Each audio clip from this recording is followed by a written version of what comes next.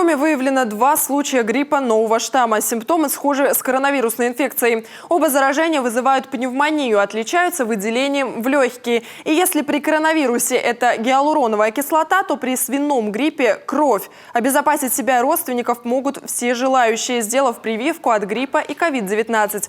На сегодня привились 260 тысяч человек. Среди взрослого населения обезопасили себя 30%. Детей вакцинировано больше – 66%. Руководитель Минздрава Республики Коми Игорь Дягилев отмечает, показатели слабые, должно быть привито не менее 60% местного населения. Сам он вакцину уже получил. Я привился. Глава республики Владимир Путин вчера вакцинировался. Это в том числе, чтобы показать важность вакцинации. И мы должны начинать с себя. Органы исполнительной власти, сотрудники Минздрава, наших больниц. Мы свою работу ведем и говорим: коллеги, прививайте, показывайте личный пример нашим пациентам.